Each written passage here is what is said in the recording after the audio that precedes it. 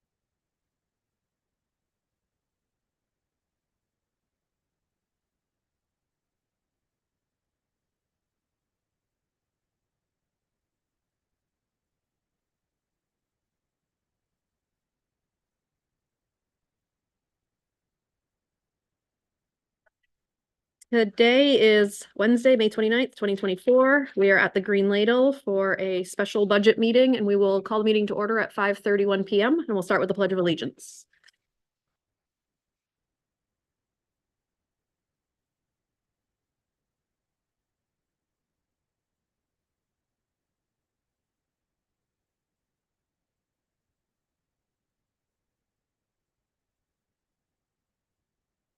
We will start committee member introductions with Councilor Harriman.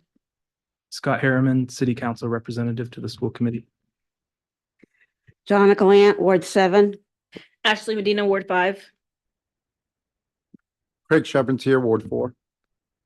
Elizabeth Eames, Ward 3. Janet Bowden, Ward 2. Phoenix McLaughlin, Ward 1. Megan Parks, at large. Jake Lang, the superintendent. Karen Paquette, Assistant Superintendent. Our Ward 6 rep is excused absent tonight, and with Phoenix coming in remotely, we will be doing a roll call vote for anything we need to vote on tonight. Agenda item number 1 is to discuss and potentially vote on the new changes to the budget.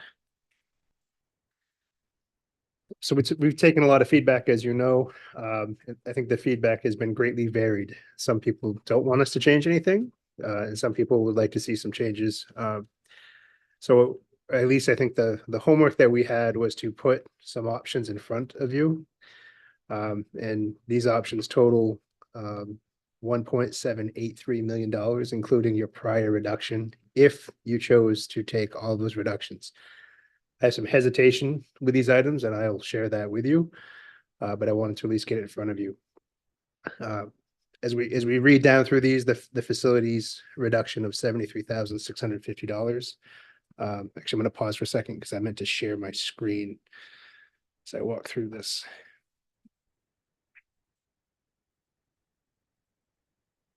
For those watching at home. So the first item, again, is facilities, which is in Article 9. There's some savings there that would really just be us not doing certain maintenance and certain projects.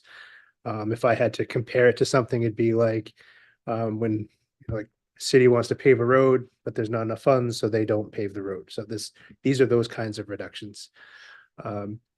Additional use of fund balance. What I did is I did the math on where fund balance was to be under 5 million and included what it would be if we used last year's amount of 5 million. I think there was at least a couple of counselors last night that recommended us using more fund balance. That is my biggest area of hesitation. Can it be done? Yes. Does it create problems in year 2, year 3? Absolutely. It's borrowing money against future. And I can appreciate the idea behind, well, if we need the money, we'll raise it. But starting with fund balance is establishing the need prior to the budget. And continuing to do that at that rate, I think it's a bad financial strategy. It can create a cliff down the road. But I also heard people say that these are tax dollars that have been approved prior, and they landed as unused in prior budgets, and that's how that money's there. So spend that first. So again, I see both sides of this, but I do think financially it's tricky to use more fund balance and expect that to last much more than a couple of years. Last year, a special education reserve was created for $1 million. And the intent of that reserve was to try to offset some of this incomplete at the time rulemaking around that 6% increase, which was really a formulaic adjustment. It's not just 6%. It's like 6% of a estimated value of operating costs and all of these other factors in the special purpose private schools. So we created that reserve. We recently, those of you on the finance committee, talked about that reserve and whether or not we would need to use that this year. We may need to use some of it as we get towards the end of the year. I think if the committee wished to do so, we could move half of that. But again, that's another thing that when those costs continue to increase, that reserve is gone. To do that piece, it would require you to vote on it separately tonight. And it would require the city council to vote on it separately because that reserve was established with a criteria that both the school committee and the city council would vote for its use. This would be voting to put it back in the general fund essentially for use, which is permissible, but again, requires some steps. We also received a state subsidy correction. So the nice part of the addition to the Edward Little campus, even though Lewiston Public Schools runs those programs through our LRTC regional programming. There's a space calculation, and somehow they missed a number of square footage pieces. I don't know if it was from the new space or got left off somehow in the total, but that equated to $195,225 in additional subsidy through CTE. Those corrections happen. It's not very frequent, but this was one correction that worked in our favor. So if you took all of those plus the 500 carrying forward, it would be 1.783 million, $26 would be the reduction. You can talk about pieces of it. You can have reservations about others. You really have say in this. I guess the piece that I would put out there is really hopeful that June 11th is a successful referendum. I don't know that it will be. That will be up to voters, but voters will have to turn out to vote on that. If this is voted down, it starts to impact our planning for future things. I said some things today to Karen that she was like, well, I don't think it would impact that because that's ESER and it wouldn't impact this. But then you get into things like after school programs in the fall. We have matching criteria with 21st Century Grant. So if we can't fund something, then we don't get the matching. And then after school programs would potentially be at risk. Not that they definitely would, but they could be. If we are working in the direction of changing this special education model, we have to commit to that now. We have to post things and hire things and get spaces ready. So we would be making a significant financial commitment to that direction. If we don't have a budget as we get closer to the start of the school year, it starts to squeeze in other areas because we move forward with numbers that aren't these. And so that's why I wanted to bring some reductions to you. I can talk in more depth about each of these if you'd like, because I do have some concerns. I think the state subsidy correction is it just happened in this timing, so that worked out okay. The facilities, reduction of the 73,650. I do think something we can do without too much impact on our schools. But the others, I have concerns. Member Bowden? Thank you. So before I get into like the nitty gritty on this, I just want to say publicly that to anyone listening, I know there's some misinformation out there surrounding the store next door. I've seen Facebook posts, I've gotten emails about them being on the chopping block, and they are nowhere on this list. And it is not something that we are cutting at this moment. So I just want to kind of put the public at ease there.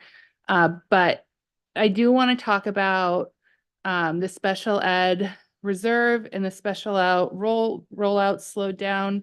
I mean, that's $650,000 that would be taking away from special ed, and we're trying to build special ed up. I understand that reserve was put there to pay for, you can go ahead and, yeah, go ahead and, Just, the hard thing about this, some of this is movement of funds, so it creates more revenue, and others are elimination of expenditures. So the special education reserve piece would be moving money that exists in an account for exponentially high costs that we've seen. So it would be moving it from where it sits for that need to our local budget. So it's a revenue. So it at the end of the day, reduces the tax burden by that much while still allowing us to have the funds to expend in that way. So it's really $150,000 hit to that effort in the first series of reductions. This would be moving it from a reserve to using it specifically in the budget, the general fund. well, I personally, I didn't love the idea of taking the 150,000 out of special ed.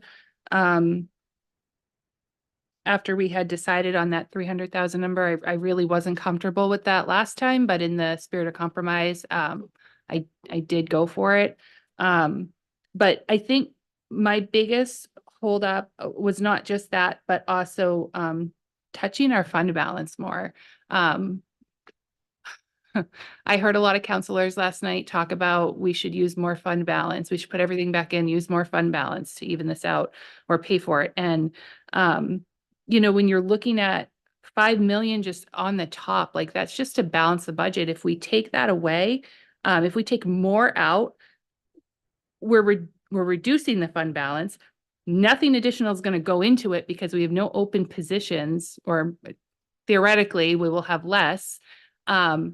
And that just means it's kind of like the speech Bruce Damon gave last year. We're kicking the can down the road, and eventually this is going to come back and bite us. And, you know, I don't want my taxes to go up as much as anybody else, but we can't keep pretending like our school district doesn't need the funding.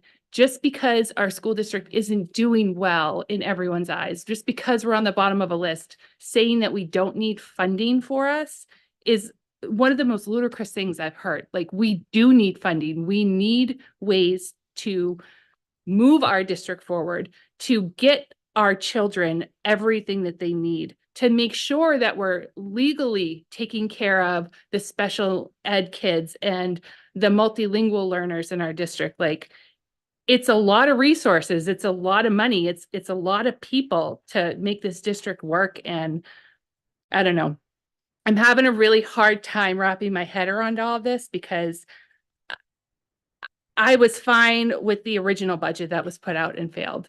And so, you know, I know this number looks great. 1.783 million looks great. And I'm sure it'll make a lot of people happy, but I just feel like we're kicking the can down the road.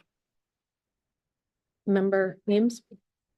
I'm just trying to understand about the special education reserve, 500,000 moving. It moves into general funds, right? It doesn't move, it isn't earmarked anymore for special ed, correct? So it's not earmarked in the general fund, but it would be used in that effort. So say that clearly. It would be used in special ed effort, or it would be Yes. used in the effort to reduce the budget? No, it's, It does both those things. But it- So the alternative, for example, for something like this could be to find $500,000 worth of positions to cut, or find another way to pay for them. And so we're at a place where we really don't have positions that we feel prepared to cut. This is a way to fund the existing pieces instead of cutting them. So if we're looking for a reduction, it's you'd have to have the money to pay for it, or you don't have that expenditure. So this brings in money to pay for that effort. Or some. for that effort is what I'm trying to get at. Yeah. For that effort, meaning for the special education effort, paying for Mhm. private schools. No, so No longer that. it's if the school committee and the city council votes to take that money out of reserve for Yeah. use in the general fund, Mhm. it can be used in the For general fund anything. Well, it's the committee's discretion as to how it's used. I would use it to maintain the level of effort towards special education. That's what I wanted to hear, But what it does is it But it's reduces the not tax burden guaranteed. by $500,000. but it's not guaranteed that it would go to that, or it is guaranteed that. it would We go can to be that? pretty sure that it does. Yeah. Okay. Yeah, Thank you. we can put that there. Member Galant? Thank you. Question, I know it's a small amount, but the 73,650 for building maintenance, will that affect any of the safety or for the staff or the students? No, I don't believe it'll affect safety. Again, it was more smaller projects that had some disrepair to them, but not safety related issues. Something I felt we could defer smaller pieces or do things instead of paving all of this. We're going to pave that much, you know, some of the office floor type conversations. Instead of replacing flooring in an office, we're going to try to make it stretch another year. Maybe do some repair, so try to shrink that cost and find some savings. Okay, and not so much a question, but kind of a statement. When I hear a fund balance, I think of as, you know, as a family, as a person, that you have a savings account and you have a budget. Okay. In my instance, if my budget, if the cost of things are going up and I don't have enough money, I have to tap into that savings account. I don't think it's much different.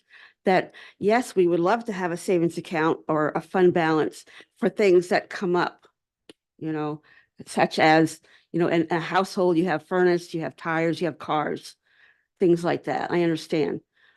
But in times like this, I think we really need to think about using as much as possible, only because it's there. And it's for, and I understand that the following years, we're not going to have that. If we keep on depending on that, you know, I don't see this as an easy solution either. Thank you. Yeah, I would add one more layer to that analogy you gave, which is a good one. It's like having a savings account and then you're paying your mortgage kind of separately. This much goes towards my mortgage, this much can go into savings. When you use fund balance, you're saying, okay, I'm buying a house that is this big and I need $5,000 a month to make that mortgage payment from my savings every month. So the difference in fund balance is if you allocate it to that year, you're saying that next year I'm going to do that, or I'm going to find a way to make more money to continue to do things I want to do.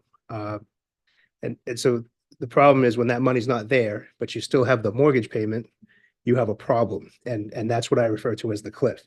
So if we talked about the numbers last night with Adam, that without any other reserve activity, he was estimating around 6.1, and he checked some audit paperwork today to make sure. But with any reserve activity, we'll have you 6.1, whatever money doesn't come back in this year from whatever was unspent from the current fiscal year.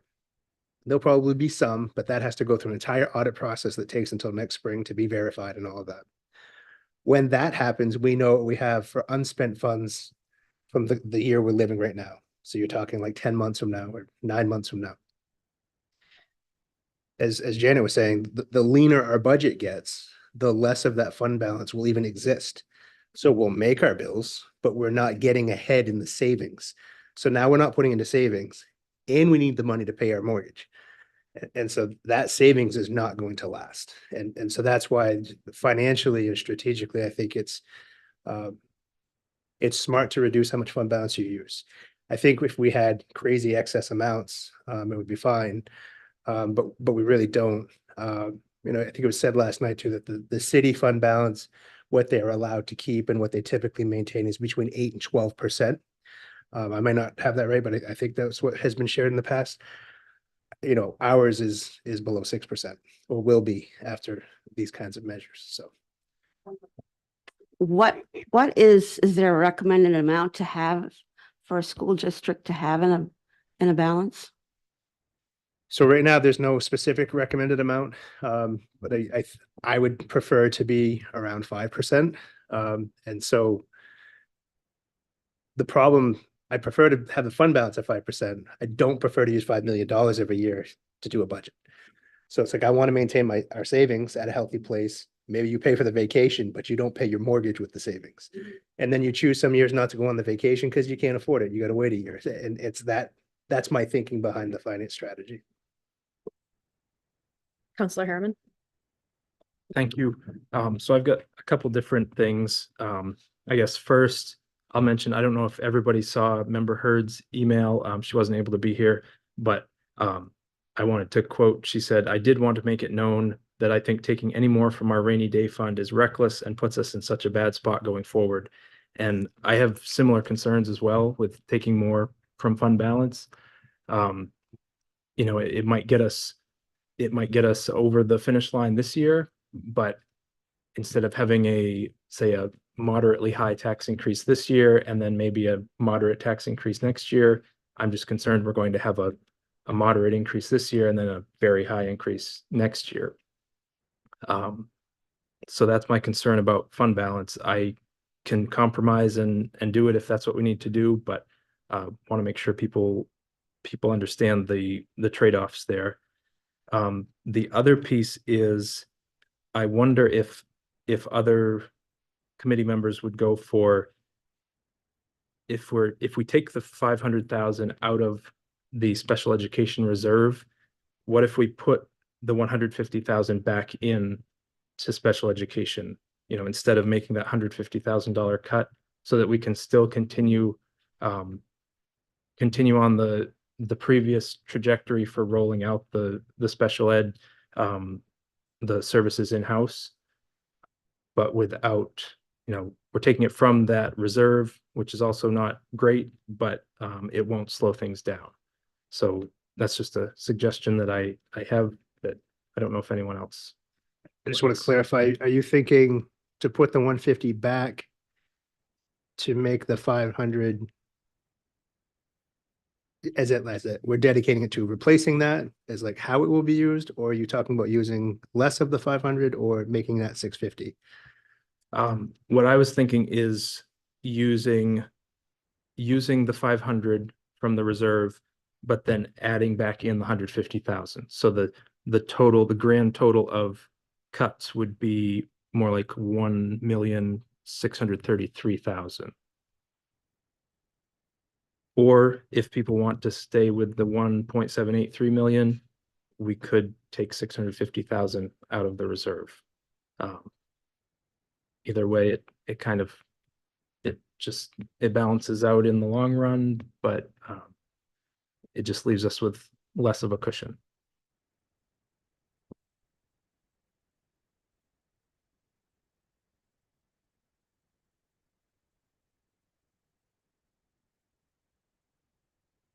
Doing quick math here, I'm just, if you put the $150,000 back in. Going back to the 300 that we had originally. Mm-hmm. Yep. And then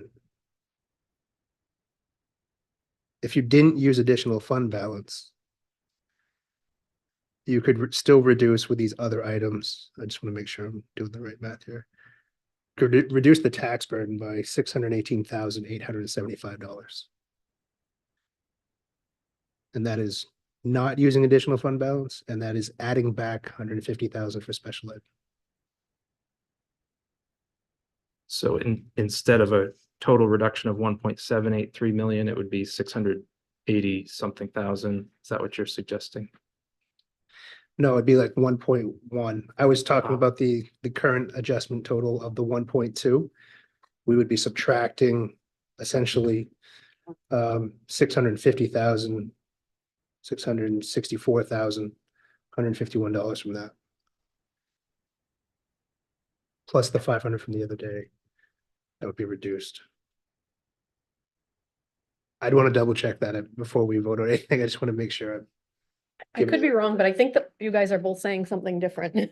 I think so too. I think before we made the additional cuts last week, we had 300,000 going towards the special ed rollout. And then we took 150,000 off of that. I think what Scott is saying is to put that 150,000 back so that we're going back to the 300,000 that we had originally proposed and keeping the 500,000 coming from reserve. That's exactly right. Okay, that's what I thought. $350,000 reduction. Yeah, instead of 500, the 350,000.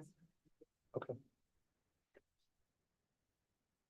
No, I don't, is no, you're saying still keep the full 500,000 and then restore the 300,000 that we were going to be putting towards. Take out from the second I want box. to put your mic on, sorry. Sorry, I'm saying from the second box on this page, okay, which was our prior reductions. If you just take out that $150,000 and put it back in, the total is $350,000. So if you go to the first box that we have with the additional adjustments, the carry forward would be 350,000. I The think that's all italicized Scott is one. asking for. The Got it, okay, italicized yes. Line would be different. Yeah. Yes, That- that sounds that makes sense. correct. So this line would change to the 350,000. Was that the end of your comment? Yes, thank you. Okay, thank you. I have a few questions. I don't know how quickly one of them can be answered, but I think it'll maybe come from Bill. Is it possible to get like the last 7 to 10 years of fund balance, what we had after budgets closed and all of that work? We did that today. And then one of the questions that was asked by a counselor last night at the meeting was in regards to our SRO position, the additional SRO position, and then the 2 positions being unfrozen by the city council and the 1 additional PD position that was added. I didn't quite understand that, but what I thought I understood was the position that we have in our budget for the additional SRO is a duplicate of one of those 3 positions. Is that correct? I think what was being shared is that the city has not budgeted for an additional SRO. And what I was trying to share is historically, they don't until we have one, because ours is voted differently. And then we would seek other funds to make it happen with the city if approved. So it wouldn't be one of these 3 positions that wouldn't end up covering our SRO, like for the match difference? No, that's not the intent of the positions Okay. in their budget. All right, that's what I misunderstood. Okay. I guess I don't have anything else until I get the fund balance. So I don't know if Phoenix, yeah, if you want to go ahead. Pulling it up right now. All right, yeah, thank you. I guess a couple of things. One, I do like the idea of pulling some of that special education reserve fund back into the general fund to help support the special education investment. I think that makes sense. I mean, if the administration is comfortable with that, feeling like we will be adequately covered for the special purpose private school tuition costs, then I think that makes sense. I mean, it's kind of putting our money where our mouth is a little bit in terms of, we want to be making this investment in house as opposed to spending it on this tuition. So if we're able to do that, I think that's a good idea. And I support the idea that Councilor Harriman was just discussing about, making more of that investment into our own capacity there with that 150,000 back in. I do want to talk about the fund balance a little bit. I think that, well, first of all, if we're kind of finding, we're going to be pulling in a reasonable amount from that special education reserve and the additional state subsidy, maybe that is less necessary, given I assume the city council discussion last night was done without that context. And so they were imagining maybe reaching a similar $1.2 million total reduction. And I just want to say, I mean, including that additional fund balance amount, I could get behind to move this process forward if necessary. However, I did want to just make a little point, just in case anyone from the city council or anybody is feeling like we're being stingy with the fund balance. It is different for the school committee than it is for the city. And, prior to the pandemic, at least the 1 year prior, and I think, Member Parks is getting the more info, but at least the 1 year prior was like 1.7 million, something like that. And my understanding is that was kind of the range pre-pandemic. And I don't know of any structural reason why we are not going to have to return to that amount pretty soon. Because the 2 primary factors that I understand it have driven up our fund balance are the federal COVID related funds and a lot of vacant positions. And we know the COVID related funds are going away. That has a hard end date. And we don't want more vacant positions. That's the problem that we're trying to fix. So I don't know where the money is going to be coming from in these upcoming years. And, we're not going to have the sense of like it just kind of magically replenishes each year. And I hope to be wrong about that. But if I am, then I would like to know where the money is coming from. But that is a little different. The city side, one of the leading one of the largest contributors to the large fund balance increases were similar, vacant positions and federal funds, but also consistently being conservative with how they budget their state revenue sharing, because that works differently than the state funding that the school gets. And that's something that is structurally higher now than it was 5 years ago, and it is going to remain that way. So it can kind of be a different mindset a little bit. There's also the fact that the city has its own rules saying you can't apply fund balance to operating budgets for pretty good reasons. And that is what we're trying to do. That is what we're doing here functionally.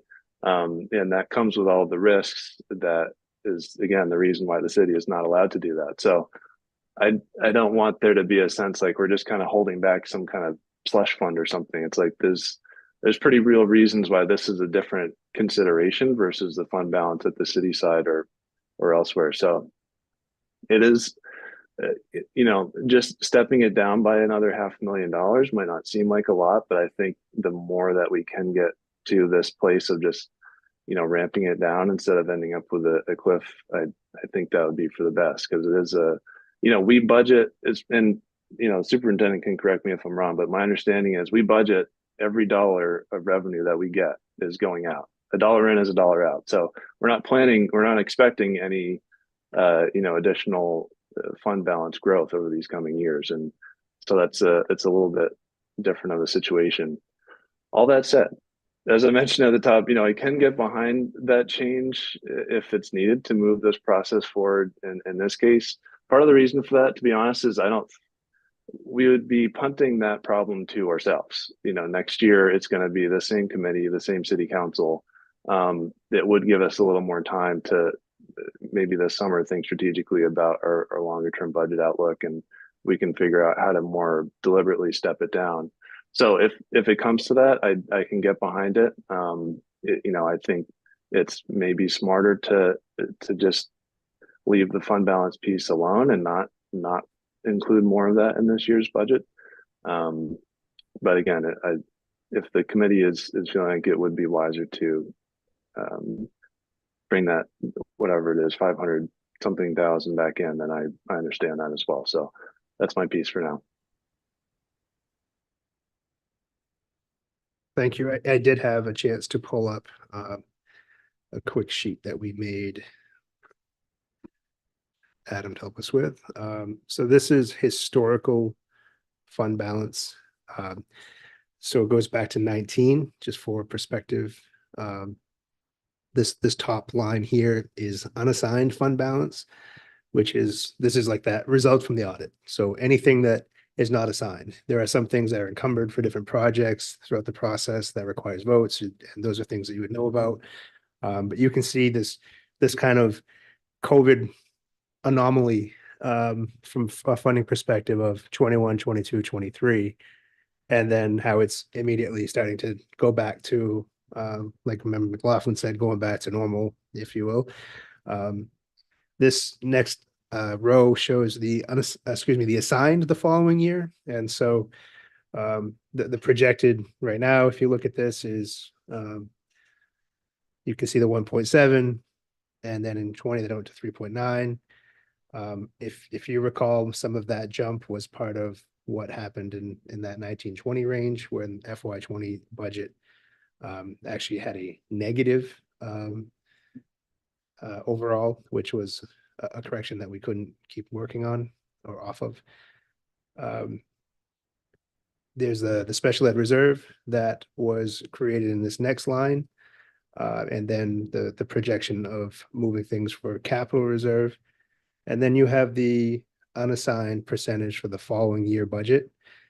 And again, you can see the jump in column E here of 10.77 and then 10.99, and then going back down to 4.65. And I think that's a more realistic number that we can probably try to hover around. And if we're smart about reducing our use of fund balance over the next few years, we'll be fine. But if we jack it up now and expect it to be there next year, 2 years out, and I'm always thinking 2, 3, 5 years out. If we don't make a correction in the short term, we'll have that cliff. And that cliff sounds like before you start your budget, you're $5 million in the hole. We can't do that. It's irresponsible for us to do.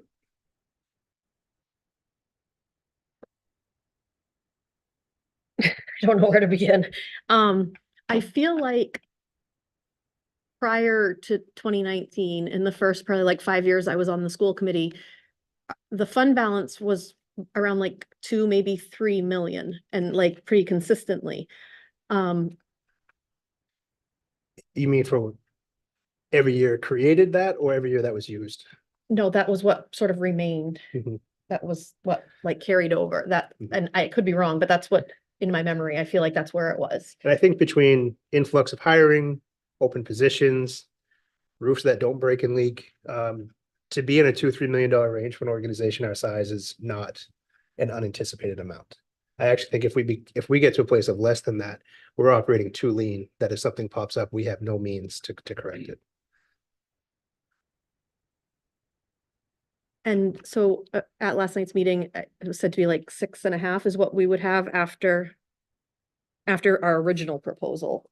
Or no, not our original, after our proposal from last week, which included moving 140,000 additional from the fund balance. Is that correct? I think also Adam was mentioning that without any reserve or capital investment, then it could be around 6.1. So 6.1. any capital investment that would reduce from there as well. And what you have proposed tonight includes 195,000 in the subsidy correction. Moving 500,000 from the $1 million special ed reserve.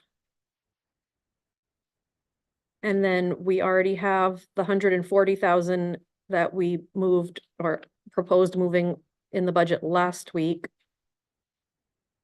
Instead of moving $1 million over, like was suggested at the city council meeting last night, if we were to just move an additional 460,000 from the fund balance, that gets us at about 1.2 million reduction from what the voters voted down. Am I doing this right? I want to track it, but what you said sounds right. And then we wouldn't need the additional 514,000 additional fund balance that you're proposing tonight. We wouldn't need to take away from the building maintenance. And we would still be at a $1.2 million reduction of the budget that the voters said they weren't okay with. I just don't know why we're cutting even more. I get that those things, like we could sacrifice those things, but I think building maintenance is important. Special ed obviously is very important. I feel like we could kind of strike a balance and reduce it by 1.2 million and still meet the needs of our schools. I don't know why we would want to reduce things that we don't necessarily have to reduce. Yeah, I guess that's my proposal for now. I probably have more thoughts, but they're not there at the moment. So can you just walk me through that one, the reduction change? The 195,225 for the subsidy adjustment. The 500,000 from the $1 million reserve, special ed reserve moved over. And then 460,000 from the fund balance. And that puts it at 1.19, just under 1.2 million. Are you also taking out the 150 that was reduced last time for special education? Oh, I didn't even think of that. So that. Yes, yes. Restoring the 150 Mhm. to special ed, yes. So really, if we just work off that top chart, and I'm taking notes, we changed the carry forward adjustment line, which is the very top number, from 500 to 350,000. That's what both Megan and Scott had referred to. The facilities number could be reduced in that proposal to not add to that. The additional fund balance be reduced to adding You're saying adding 460. 460 or Yeah, instead of the 514? correct. Yep. Okay. Use the the $500,000 in the special education reserve And the and 195. and the yes. subsidy correction. So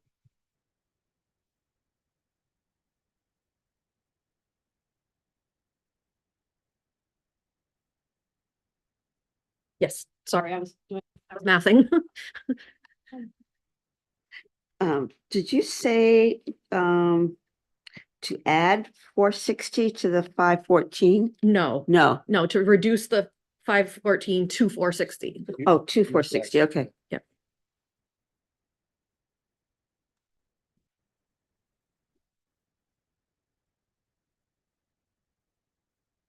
And while you're doing that, some of the things, there was some information shared last night that was either not accurate or was inaccurate representation. And so I just wanted to say, our coaches have been in our district for over 10 years. That was added about 10 or 11 years ago. So that's not new. There was some people last night that were saying that coaching is a new fad that was added to our schools and that it doesn't serve a purpose. And I just wanted to say that that's not new. DEI and SEL are not fads. They're like evidence-based things that show an improvement in school and student learning. And in regards to the store next door, I think the reason there's been a lot of communication about the store next door is because last year during this budget process, it came up multiple times that we would potentially cut funding to the store next door. In this budget process, again, it's come up multiple times when we had to come back and reevaluate what we were doing and make some adjustments. A few weeks ago, it was brought up again to potentially cut those things.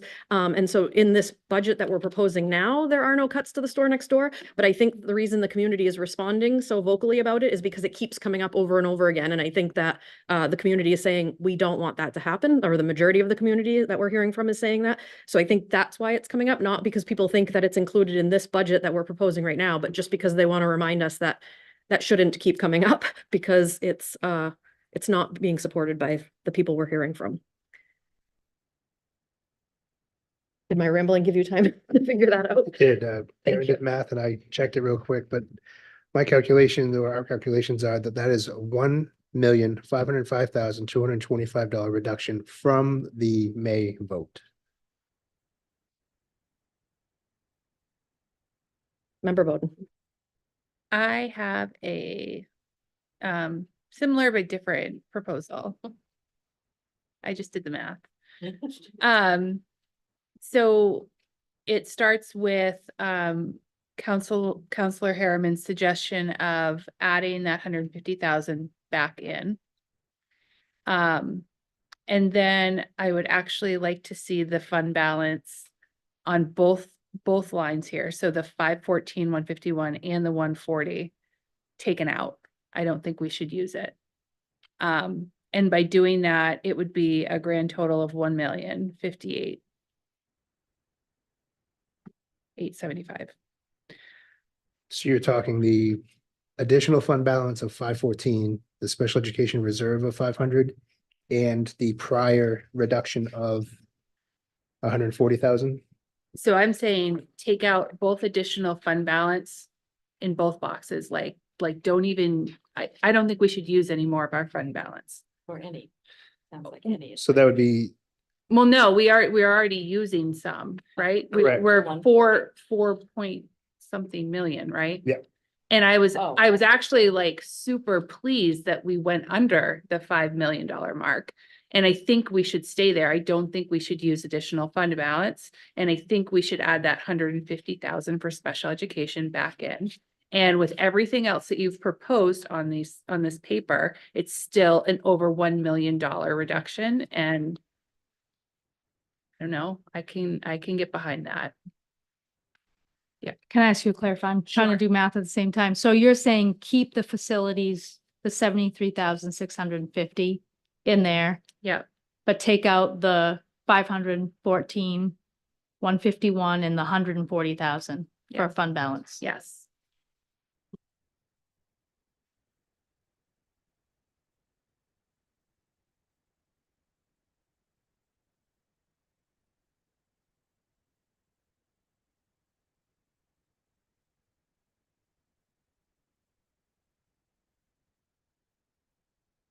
If you have something to speak, for sure.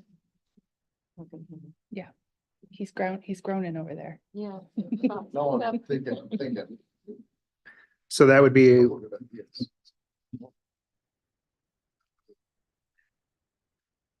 $1.118 million reduction without increasing the use of fund balance.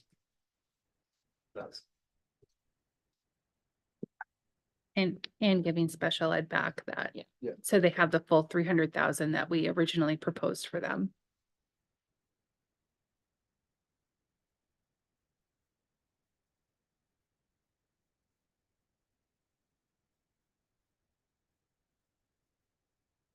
Because we're taking out the 140 and we're taking out the 150.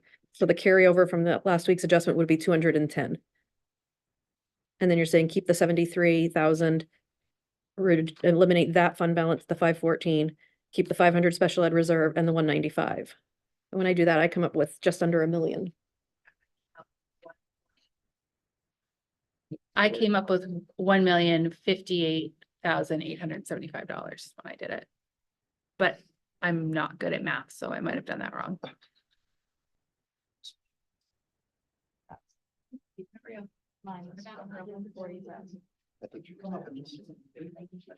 Yes, 978 is what I came up with.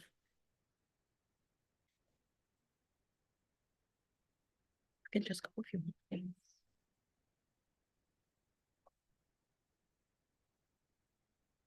Is that what you came up with, Bill?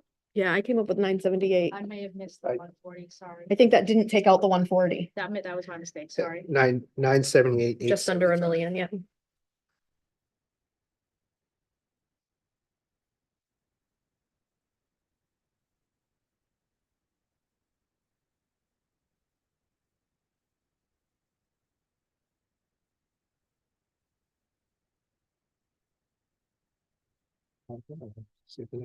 Do any school committee members have?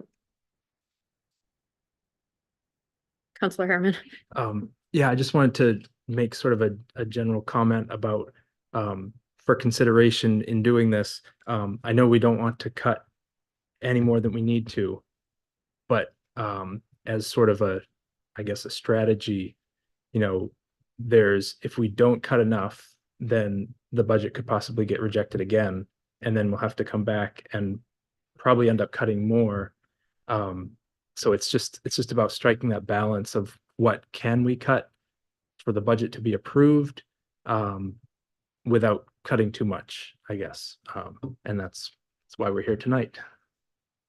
Member Eames. If the $1 million threshold is important symbolically, which it might be, that I hate to do it, but the facilities, if you add the facilities to the 978, you do get a little bit over $1 million, and that might satisfy people. That's Janet's number. Oh, it did? Yes. Yeah, oh, Never mind.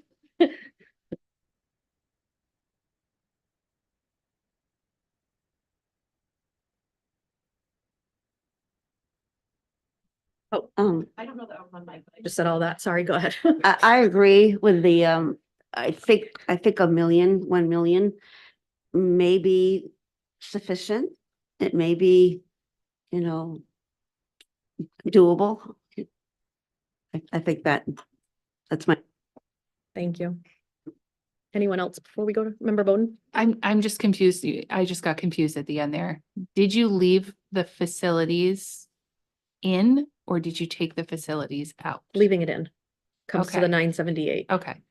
I just wanted to make sure because that's all I was suggesting is that we not use additional fund balance and we give special ed back their 150,000. Yeah, and so the Okay. simplest way to look at that is the carry forward adjustments. Yeah. That was 500,000 includes the 150 special ed and the 140 fund balance from last week. Mm-hmm. So if we reduce 500,000 by the 140 and the 150, it leaves 210. So if you start that column with 210, keep facilities, keep the special ed reserve and keep the state subsidy correction, it comes to the 978,000. Okay, perfect. Thank you. And are there any members of the public sorry, Phoenix, and then we'll go to the public. Thanks. Yeah. One quick thing just to pick up on what you mentioned earlier, Member Parks, is that yes, this, as we're currently discussing it, and as I think whatever we vote on tonight is not going to be touching the store next door. And I hope everybody who supports that decision gets out to vote yes on the budget, if passed, because if not, then I mean, if it fails again, and there's going to be a lot more on the table than there is right now, is what I would say. So I hope that energy translates to voting on June 11th. The other piece, just on this discussion right now, something Councillor Harriman had mentioned earlier was potentially covering that additional 150,000 from special education with drawing down that reserve further. And I guess I wanted to pose that as a question to the superintendent, and particularly because my understanding is now the shoe is kind of dropped on the rates, right, for these special purpose private schools. So do you feel we're able to budget a little more closely to what we expect to see, and maybe we can handle a tighter reserve for that use?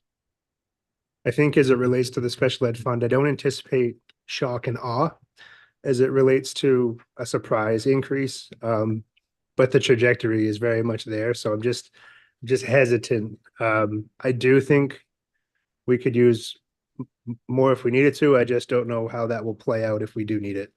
And maybe that math just plays out, but if we're talking about my preference to use the reserve dollars over fund balance, I would say yes, I would be in agreement to that I would prefer to use that over fund balance at this point in the budget.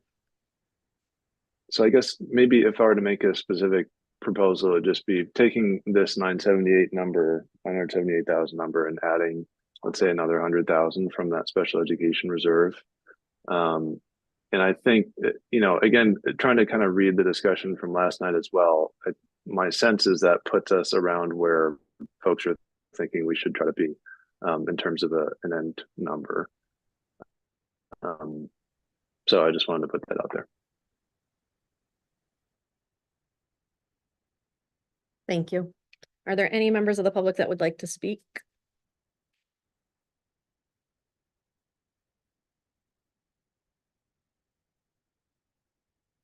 What's new? Luke Jensen, Ward 5, 11 Sylvan Avenue. For context, I'm also an LPS employee, and I served in the school committee for 3 years and the council for 2 years. I'll be honest, guys, I think you should run the budget the first way. You guys had it right the first time. When I look at the city council and you guys, you're extremely diverse in thought. Conservatives, liberals, progressives, and libertarians. You guys cover the whole gamut of everything, probably every political party represented. You guys have done the work, the research on this. You know that there's no fat in the budget. I remember my first budget cycle in 2017. It was extremely sobering. You kind of realize right off the bat that the city's tax base is not growing enough to keep up with the demands of the public school system. And then 2018 rolled around and the same thing happened. You realize, oh, this is even worse than last year. Then, as I'm sure you remember, Chairperson Parks, the 2019, it was even worse again. And you realize, oh, this is going to keep happening until the state funding formula changes. It's just not fair to Lewiston. And you realize pretty early on, there's no fat in the current budget. There was no fat coming into it when you guys sent the first one to the voters. There was no fat in it. Even the things that you're talking about cutting now, I mean, it's not cutting fat. It's like cutting a foot off. We could survive without a foot, but it's going to impact us. So again, I think you guys should run it again. I mean, 4% of voters turning out to give an opinion on something, that's not valid. The point of an election isn't to have a chance and whoever happens to win that election gets it. It's to really get a poll of what the people feel in a democracy. It's the whole purpose of our foundation of government. And so for like what, 2.5%, 3% of the city to vote against the budget in an election that's a flawed system anyways, I don't think that's a good measurement. And even like someone like me, do I think the city's paying too much for education than what we should? Yeah. So in that case, I would say the budget's too high. But do I think that as an operating budget as a city, we clearly need more? It's very underfunded. So I wouldn't even take the too high measurement as people saying like it needs to be reduced. They may just be saying we're paying too much in Lewiston, but not enough in this district itself. So I honestly, I mean, the people who you're trying to convince, guys, with these cuts, the cuts that you're making are not going to be enough to convince the naysayers anyways. They're just going to vote no again. And you're going to be back to the chopping block. What this district does really well is the supports that it provides to its students. It's the staff. I've worked in another district. I can tell you Lewiston does great. It's the staff. There's a lot of misconceptions about the school district. We are underfunded, but even despite that, we still get a lot done because of the staff going above and beyond. And like most districts in the country, we're successful because of unpaid teacher overtime, unpaid staff overtime. And we have teachers that are glad to do it, and we have an awesome staff, and I really don't want us to be cutting into that. When I think of, all the needs that we have, And there's a lot of them that we're still not covering. I mean, a lot of facilities needs too. I just wish the people of Lewiston realized more that the reasons for these increases on top of a no-fat budget is unfunded mandates. It's unfunded mandates, it's unfunded mandates. It's been hurting us for a long time from DC, from Augusta. And until we actually change those things, it's not going to get any better. No matter what you guys do this year, unless we actually make change in Augusta, it's just going to be worse next year. 365 days from now, we're going to be having the same discussion about our costs going up, but without the tax base growing with it. So 1 year from now, if we don't make changes, we're going to have the same conversation again, just like we did 2018, my second budget, 2019, and then COVID kind of made things weird for the next couple of years after that. But the cycle is not going to end, guys. It was paused by COVID, but it's going to continue. So I'm a fan of getting some kind of resolution with the joint resolution between you guys and the city council. List clearly what the problems are that are disproportionately affecting Lewiston, and then state what you want changed. And then that'll give our state legislative delegation some ammo that they can go up in Augusta and say the people of Lewiston want this. You say that you'd support Lewiston. You know, you came down for the photo ops when all the national media was here. Are you actually going to support Lewiston or not? So I think having a resolution like that would actually be a big help. And one of my biggest regrets from when I was on the school committee and council is that we didn't get a joint resolution together, because the problems were obvious then and they're just getting worse now. And also just, as a resident of the city, this wasn't a surprise that all these school costs were going up. I mean, if someone was following the legislature, I think it was pretty clear that all these costs were going to the school districts. And the state doesn't really have a good grip on school funding formula, toting that, 55%, we're providing everyone 55%. Well, those rich coastal communities don't need to be funded 55%. They could fund it entirely. They're not taking on the social burdens that cities like Lewiston are, not just the school side of things, but, take a walk downtown and you'll see what I'm talking about. So changes, maybe it should be that the state should fund Lewiston 100% education. Maybe it should be that the state pays 100% of costs for out of district, student placements. Maybe it's just twerk the funding formula so that you actually look at how many needs does the student have? What does it realistically take to pay for that child's education? Then actually pay that amount instead of underpaying us like they're doing now. So, I mean, I'm very proud, of the school system here. I think just there are a lot of misconceptions about it. I mean, if you replace every student in our school system with students from other districts like, Wyndham, Topsom, Brunswick, any other districts around the area, and you put them through the same exact school system, same exact staff members, same everything, we're going to have better results, because at the end of the day, poverty is the reason our students don't do well. It's not the school system itself. We do great despite all of that. We spent a lot of time studying poverty to know that that's the reason why. So we shouldn't be blaming the school system. And I don't like the argument either that the schools need to prove their worth. Like, we have a lot of crime in the city, but we're not asking the police officers to prove their worth. We're not saying we should cut their budget. I think we're saying we should increase it. Same for the fire department. I've never heard of a country losing a war and saying, well, our soldiers need to prove their worth. So we're going to cut their funding, we're going to cut their supplies and reduce their numbers. It just doesn't happen. The schools need more funding. They need more help, if anything. Let's see. I'll wrap it up here, I promise. So again, I think voting down the budget would be very bad. There are a lot of reasons that Lewiston has been struggling financially in the school side of things, and it's not really been because of Lewiston. I think a lot of people are frustrated with the city side of the budget. And I'll be honest, if I had my vote on the city side of the budget, I'm not sure which way I'd go. There's some things that I don't agree with, but I think a lot of the frustration is on the city side, and it's being taken out on the one thing that they can vote on, which is a school side, unfortunately. But if we make more cuts, it's going to result in a lower graduation rate, more behavioral issues, more staff, workload, which, trust me, staff are pretty busy enough as is. At the end of the day, it still doesn't do anything about the city side of the budget. And there are a lot of things that we're still paying for, like when the state had a shrinking school, like every district in the state except for Lewiston and a small district in the Bangor area had a shrinking population. And the step funding formula benefited those districts.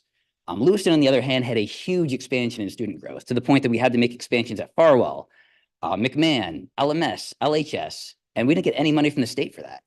That should have been included in the funding formula, but it wasn't. So there's so many disproportionate costs that Lewiston has to pay that anyone with any kind of logic should be able to tell that this is not a fair system for us. We're taking on the burden for the rest of the Maine, not only socially, but for the, children as well, educationally. And something needs to change. So again, I'll stop talking here, but I just want to really emphasize, and I'll write it for you. Get a resolution with the city council, with you guys, list out exactly what the problems are, list out exactly what solutions could help the district, and then we'll fight for them tooth and nail. And then maybe if we're able to make a change in a year, if you guys do decide this year to dig into that fund balance, if we can get some help for next year, then it's kind of a gamble we're paying off. But again, kudos to you guys, because the worst part of the job is the budget cycle. Best part is graduation, so that's coming up, but worst part is the budget cycle. And I do want to give kudos to administration here. I remember being on the council and I was very clear that with all the COVID funding you guys got, if you didn't, work it into the operating budget, that it was going to be a disaster probably this year, the next year. And that's exactly what you did. I was very impressed and very happy to see that happen. So thank you guys for the hard work that you've done. Thank you. Are there any other members of the public that would like to speak?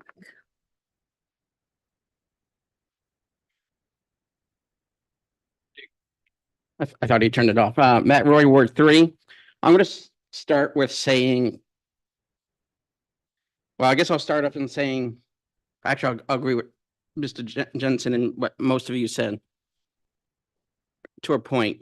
Why, given that so few, at least by my math last night, a majority of the city councilors did not voice an opinion that we should, not we, you guys, the board, should use more fund balance. By my count, it was less than 4. So why are we here again? You guys have made cuts. The correct and right thing for the process wise is for the city to vote it again.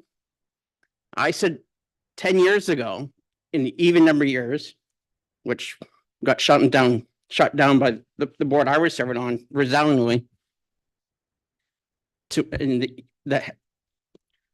Because Lewiston is pretty much the only school district in the state of Maine, an even number, that does their in May, the validation referendum in May. Pretty much everyone else in the state of Maine does it in June with the primary, because you're going to have guaranteed turnout. Although I think using the last state primary, you're going to see a negligible increase. It's probably going to be like 2022, about 5% turnout. And there's a baked in, again, what the former city council school board member Judson was saying, there's a baked in cohort that's going to say no anyway, because of how this primary season in 2 weeks is designed by nature. Because state primaries, at least in the state of Maine, in my opinion, that's a whole different topic. And again, getting back to what Chair Parks was alluding to, back to 2014, 2015, we had issues. As a former member, I'm acutely aware of Maine seed issues, especially in 2014. As the superintendent might remember when he was middle school principal then, and obviously aware of those issues.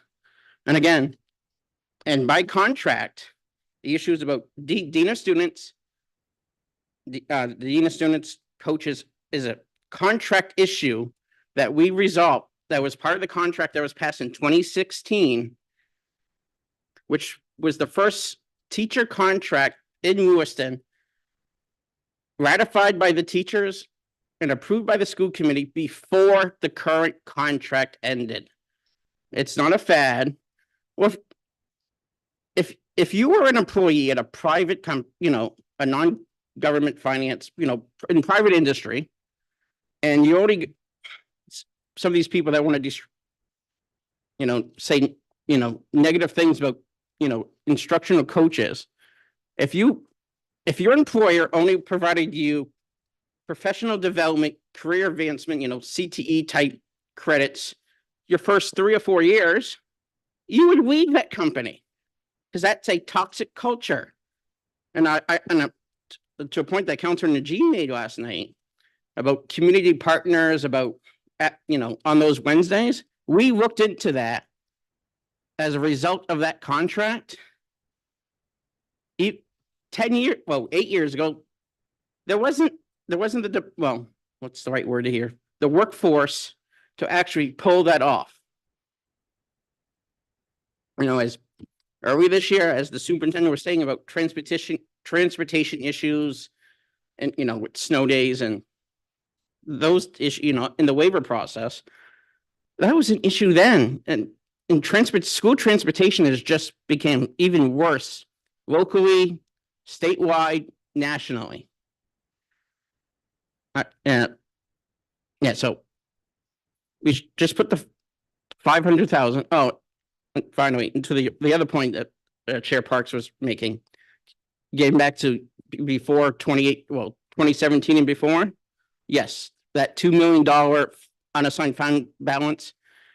My memory drives yours on this, and and by nature, I'm more a number guy than you are, Chair Parks. So we'll put it that way. And again, that's even with the issues we had with main care seed money. Thank you. Thank you. Are there any other members of the public that would like to speak?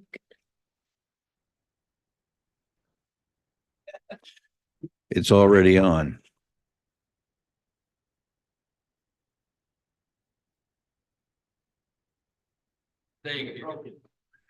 Now, all right, my name is David Chittum. I live in Ward 6 on No Name Pond Road.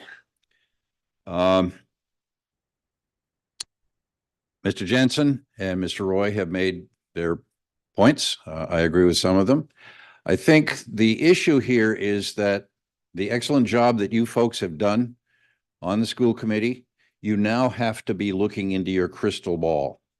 What is it that the voters want? You're talking about $1 million reduction in the original proposed budget tonight. That translates to roughly 45 cents in the mill rate. Are the voters going to come out on the primary day and approve a budget that is $2.54 above last year's budget, where they are very unhappy with a $3? I don't know the answer to that, but it seems to me, while you're talking about moving funds around and chipping away facilities costs of 79,000 or whatever the number was, the bigger picture is you folks tonight and we tomorrow night have to guess what the electorate is going to approve. If we guess wrong, then we're back at the table again. I am not an advocate of cutting the budget in any shape or form. However, I'm not the king. The voters are king, and you have to try to anticipate what they're going to accept. That's a tough job, and I don't envy you, and I don't envy us. I suspect that $2.50 is a magic number. Now that translates to about 1.2 million, I think, if my math is correct. So I'll just give you that food for thought and consider whether or not, in the minds of the voter, they don't care about 500,000 there, 79 here. They care about that 50 cents in their tax bill. So please consider that. Thank you. Thank you. Are there any other members of the public that are here to speak?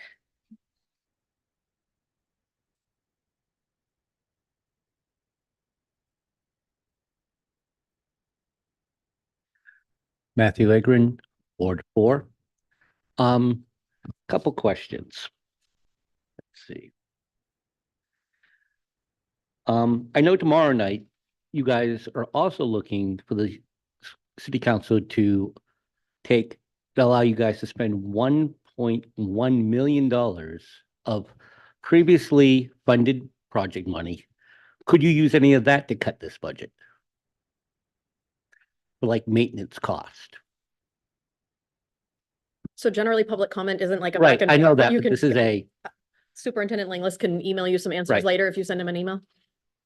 that'd be nice if he'd respond to my emails. He does not. So. The next comment is, it'd be wonderful for us to fully fund the schools and the teachers to their complete needs. But at some point, there comes a point where we all have to tighten our belts and cut expenses. If not, we're all broke, we're all out of their houses, we're all on the street. It's not where we want to be, but it's the same thing with the city budget. We've spent so much money on projects this year to make up for projects that weren't done in the past. I support Councilman Harriman's proposal to put back in the 150,000 back in the special ed. If we can bring those kids back in, that's a great savings long term.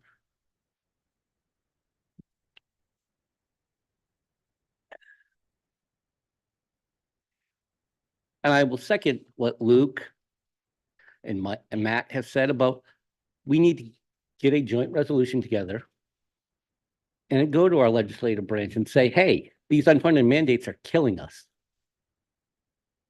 We can't afford them. They just keep passing things and going, oh, the schools will pay for them. Well, where are we going to get the money? Your tax base is eventually going to say no. Do I think $1 million is going to pass? Maybe. But it's going to be close. And Jake, the other thing I would like is a copy of those proposals you showed last night for what the projected savings would be for the bringing the kids back in as well. Just as a quick point, I know we don't do Q&A, but I don't have emails from you. So please, if you'd stick around after, at least leave a note for me. I can search for them and answer your questions. I don't have any emails from you. Are there any other members of the public that would like to speak? Seeing none, the mic is still on. We will come back to the school committee. Thank you, David. Counselor Harriman. Thank you. Just because it came up a couple times from the comments, and Member Charpentier had asked me, I believe it's around $23,000 equates to 1 cent on the mill rate. And I don't know if someone is able to check my math on that. But just as a point of reference, I think that's about accurate. 22,955. Thank you. Member Bowden. Thank you. I said this last time, and I'm only going to say this again because of some of the public comment I just heard. Well, I agree with most of it. I have to disagree that that vote didn't matter, and the people who came out to vote don't represent our city, because they do. They're the ones that came out to vote. And I think it's unfair to say that that election wasn't valid because it was a small number of our city. It was still valid. Those are the people who got up and went and voted. And I do think we need to listen to them. And I do think we need to make additional cuts. So I'm just going to say that as my 2 cents. And I don't know if with the suggestion I put out there, I don't know procedurally, do I make a motion that we would approve that? Because I'm willing to do that now if no one else has any other comments. You could make a motion if that's your intent. I think I would repeat. I think what I have captured, because we've talked about a lot of different pieces. Craig's returning right now. Yeah, I'll leave for Craig. 9:58. Yeah. If my numbers are correct, so you might want to just follow from my notes, but Sure. we adjust the carry forward in the top chart down from 500,000 to 350. In doing so, putting back the special education rollout funds that were reduced last time. It'd be less than 350 because it would also No, take out it includes the 140, so it goes down to the fund 210. balance.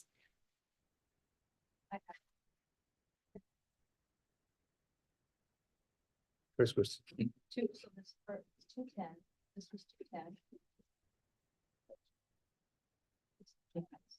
10. Go ahead, Bill. Thank you.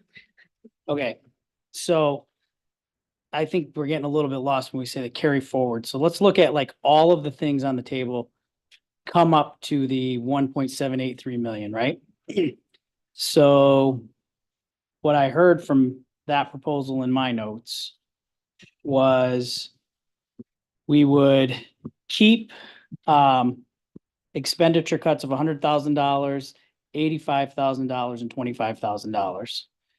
Also, tonight's proposal had $73,000. So those expenditures would be cut.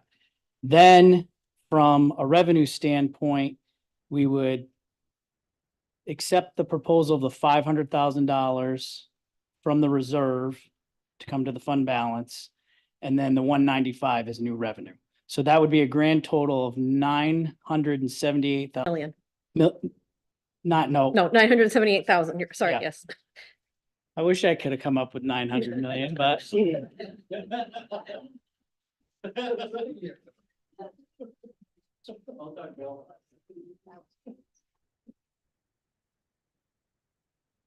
Yes. Wait, can you So- like highlight the lines that I want to get rid of? on the thing. Is that helpful? Okay. Can you edit it live? Yes. Member Galant, did you have a comment while he's doing that? No, I'm just gonna need more information. I couldn't even write down those things. Okay. I think he's just gonna edit it and then put it back Yeah. up. Okay, With thank what's you, being thank you. proposed. I- Following up on Member Bowden's comment and some comments that were made last night also, I can only speak for myself, but I feel like some of the other school committee members are feeling the same way. I don't know that anyone is saying that the vote that happened wasn't valid. I think what they're saying is it's not an accurate representation of all of the voters in the city because it's such a small portion, but not that it's not obviously it's a valid vote. If two people show up to vote, it's a valid vote. It just isn't an accurate representation of the city as a whole or of the voters as a whole. That's what my point was when I said that. Last night there was a comment that said that school committee members were saying that people were stupid and didn't know what they were talking about or things. I don't think any of us were saying that. We're just saying that it's not a 3.9% voter turnout is not an accurate representation of the city or of the voters as a whole. Not that they're invalid votes. I don't know. I just wanted to add that in. Member Eames? And we always lament the low turnout. I really think that we're very consistent on that. We need much more turnout for any of these budget referenda. Member McLaughlin? Thanks. I just had a small request. Just before we vote on anything, if just we could make explicit what the mill rate increase ask was at the initial vote that failed, and then what the mill rate increase will be on what we are voting on now. I just want to make sure those numbers are very clear and entered into the record correctly.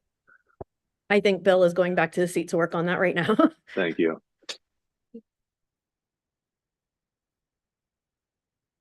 Is it possible to put this proposal for the 978 alongside the proposal that I had made, which I think worked out to 1.3, so that we can view both of them side by side? Or is that asking too much?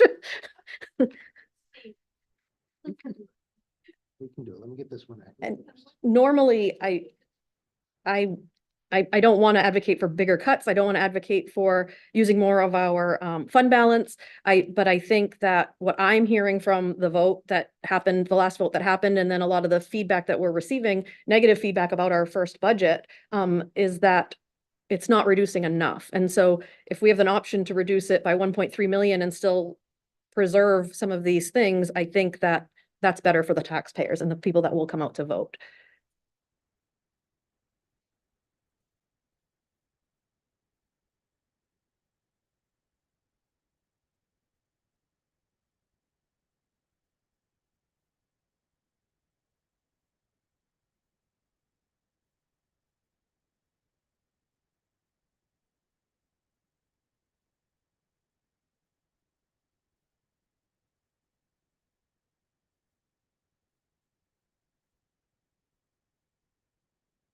Thank you for everyone's patience here in the audience and that might be watching online while Jake does this visual for us.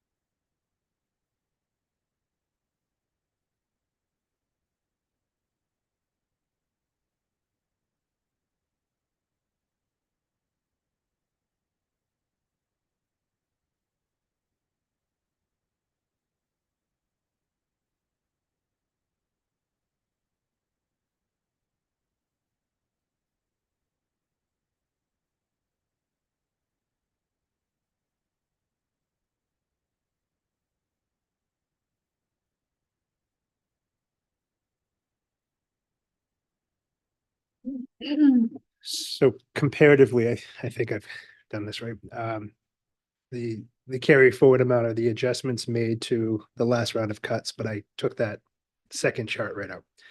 So the first one here is Megan's proposal, sorry, Janet's proposal. The second one is Megan's, and the third one are the components that Phoenix had shared.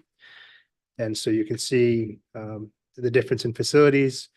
1 and 3 have that 73,650 in. The middle version does not. Additional fund balance use, 1 reduces it, 2 take it out. Special education reserve, 2 leave it at 500,000, 1 increased it to 650. And the state subsidy correction remained for all 3. So kind of have options 1, 2, and 3, or A, B, C, or 1, 2, C. 1, 3, 5.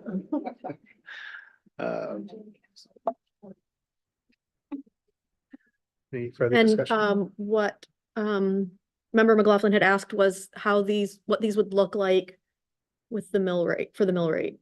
Right? Is that what you asked for?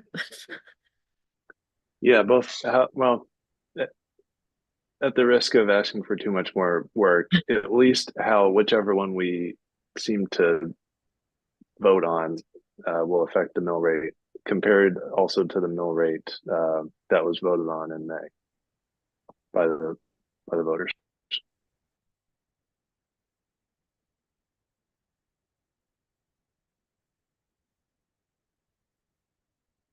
Member Gallant. Yeah, could the carry forward balance on each of these 3? I'm not sure what the adjustments were on each of these 3. I think I can try to explain it while he's doing that. So on the one that Janet's proposal, so number 1 and number 3, they're the same with the same carry forward.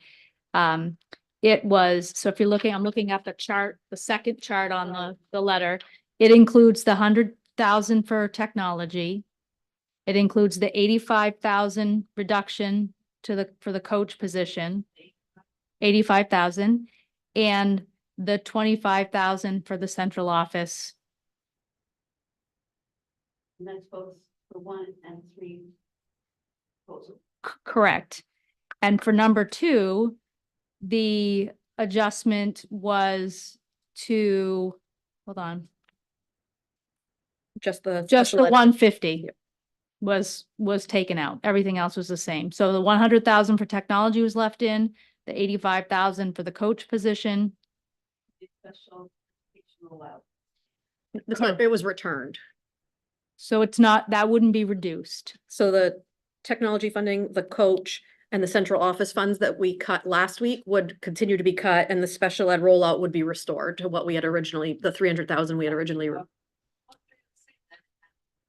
No, Janet's and Phoenix's takes out the 140,000. And I don't, right?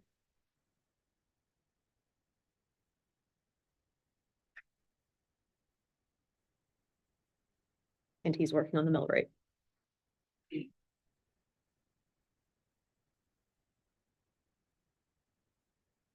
He had it listed on the board as, not the board, what, as 640. For that reason, the 140. No, I can answer your question. Okay. So Phoenix's option, so number 3, Phoenix took, he added taking, I believe, he said 150,000 more from the special education reserve. So we would not be cutting the 150,000 in the second box, second table.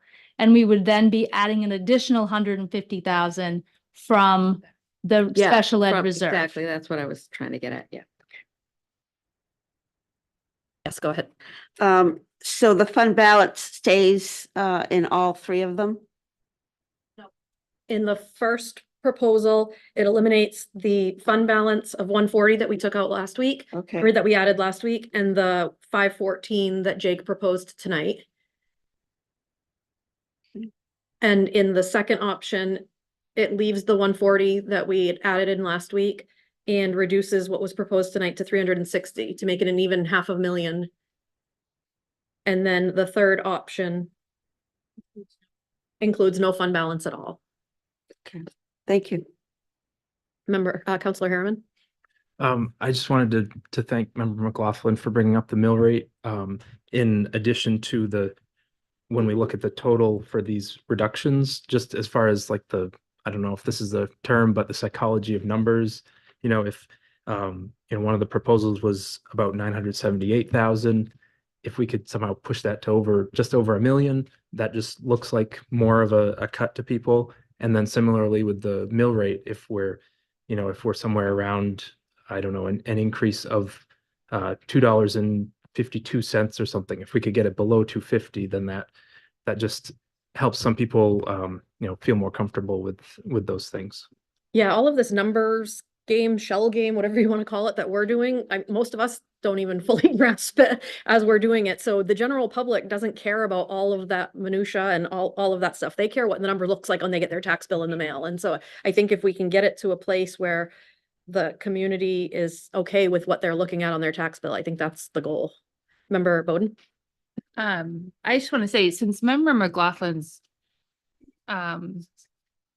suggestion was so similar to mine, the only difference was he wanted to add an additional 150,000 out of that special ed reserve. I'm okay with just having 2 options out there instead of 3, because this is that's a lot. It's just too many options in my opinion. I know. And I know it's going to come up and it's already done, and that's fine, but I'm totally fine with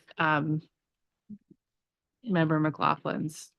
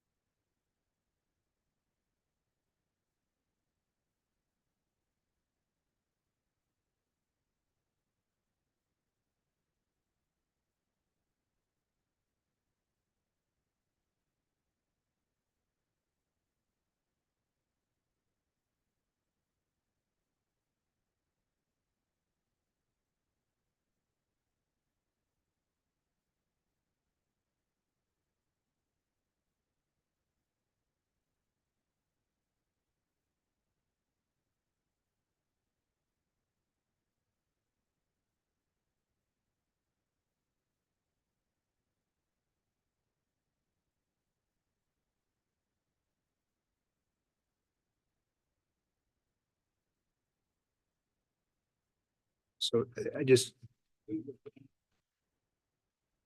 mind you, there's been many versions of these numbers. And so whatever's decided, I would prefer you vote on a reduction amount and then allow us to go use the specific tax formula to create the pennies and cents. But working off of our revenue sheet, which is that money coming inside of the budget that has to balance with expenditures. The version I used was from the 20th. And so if I could explain this for a second, last year the mill rate was 12.17. The mill rate on the 20th was $14.34. The way I built these options are option 1 reduces by 43 cents Option 2 reduces by 61 cents, again, estimating. Option 3 reduces by 49 cents, which creates these new mill rates respectively, $13.91, $13.73, $13.85. If you look at increase over last year, it's $1.74, $1.56, or $1.68. Member Galant. I just want to say I would support number 2. I know there's thought that there's a lot of fat in the budget. I don't see it. I really don't see it. It's not there. I understand that there's difficulty raising the tax base, being taxed out. I understand that. I am retired. I am on a fixed income. I own a home and I pay taxes. But the most important thing that we have is our children. They're our future. If we don't make the investment now, we will be kicking ourselves later. All 3 of my kids went to Lewiston School. Does Lewiston School have problems? Yes. But it's a good school. I'm proud to have sent my kids here. I just want to put that out there. That this is not easy. We have a balance here. We have the taxpayer and we have our kids. And we're trying to put this in a way that it's fair to both.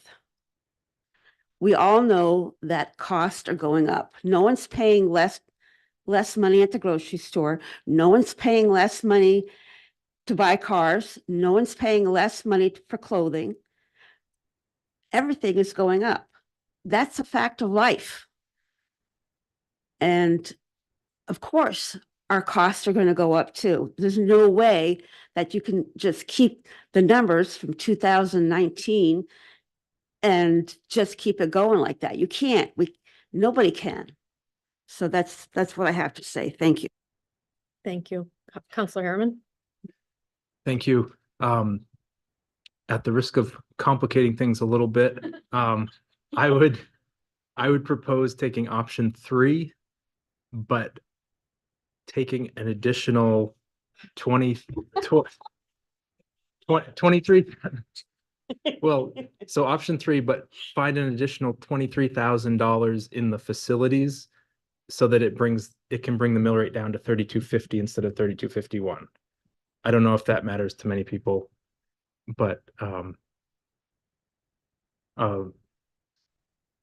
yeah, that would be, or however that money is found.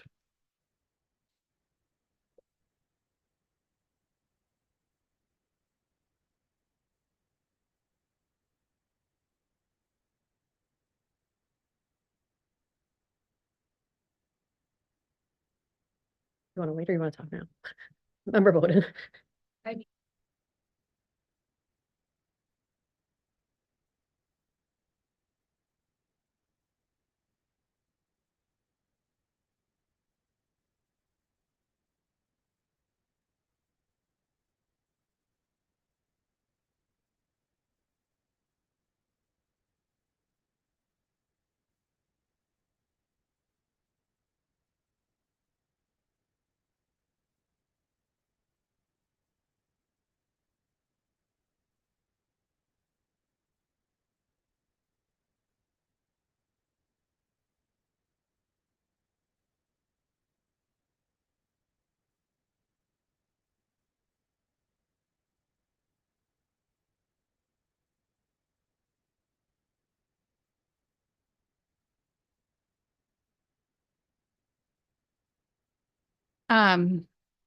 Okay, so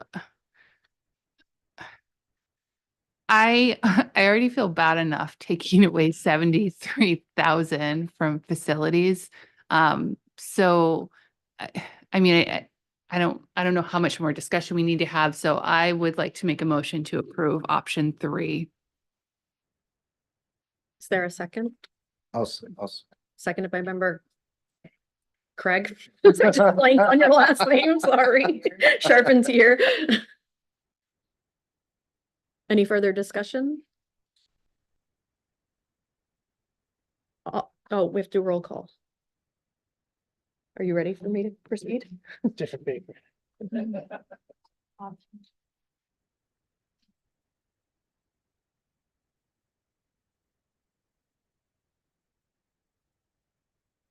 Counselor Harriman, Yes. Ward 7, Yes. Ward 6, sorry, Ward 5. I was like, not my turn. Yes.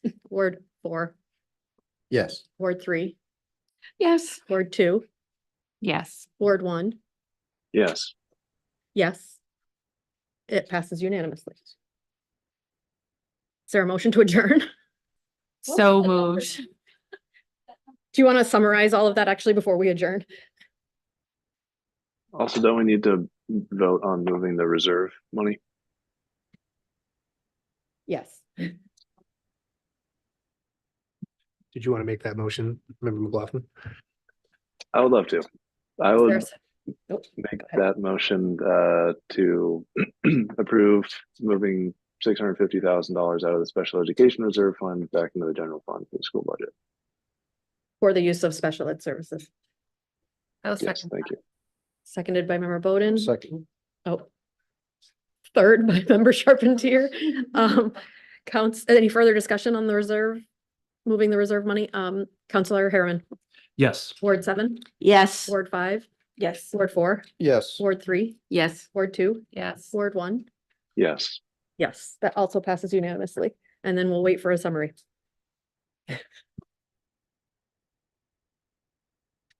So I think the brief summary is you put the money back in special education that was removed prior. You also used less reserve, right? Fund balance, I mean. No fund balance. Fund balance. So that, yeah, we took up the fund balance, prior use, to get to 210,000. You left in the facilities reductions at 73,650. Did not use additional fund balance. You're moving $650,000 from the special education reserve to the general fund for special ed use. Maintaining the correction subsidy for a total adjustment of $1.128875 million, which you estimate to be a 49-cent reduction. Mill rate approximately, I emphasize that, $13.85, which is an increase from last year of $1.68. The mill rate pieces are, there's a whole set of factors that go into that. Using the 22,955 as a estimating tool, and I just want to make sure that could come out a different point or two, but you approve the numbers, so that will work. Everybody good? Yeah, I'd like to make a motion to adjourn. Oh, Counselor Harriman had his hand up, sorry. Just very quickly, so instead of looking at a total mill rate of $33, it looks like voters will be looking at a total mill rate of $32.51, if my math is correct there. Thank you for that. Did you want to make a motion to adjourn now? I will make it for a third time. I would like to make a motion to adjourn. Is there a please. second? Seconded by member Eames. Counselor Harriman, Yes. Ward 7, Yes. Ward 5. Yes. Ward 4, Yes. Ward 3, Yes. Ward 2, Yes. Ward 1. Yes. Yes. School committee is adjourned at 7:14 PM.